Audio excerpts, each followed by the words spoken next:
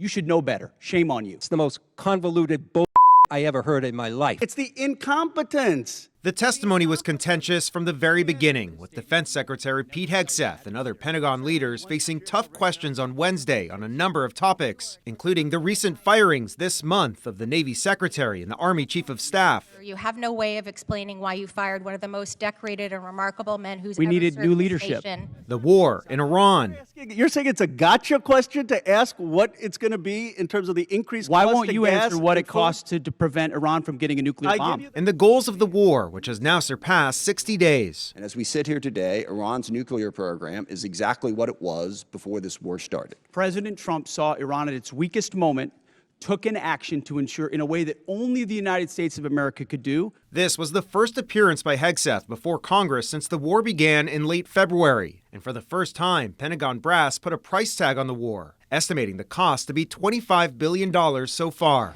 All as the Trump administration calls for a drastic increase in defense spending in the latest budget request, asking for a record $1.5 trillion, with Hegseth pushing for greater investments in drones, missile defense systems, and warships. These investments equal great things for America, American families, and American workers. This is not called winning. Massachusetts Democrat Seth Moulton, a member of the Armed Services Committee and a veteran, tells Spectrum News he has concerns with the hefty budget request. That works out to about $9,000 per taxpayer. You think the average American's got an extra $9,000 lying around for Hegseth's Pentagon? I don't think so.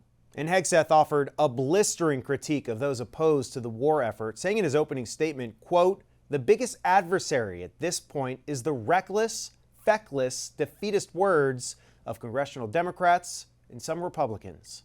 Reporting in Washington, I'm Evan Koslof, Spectrum News.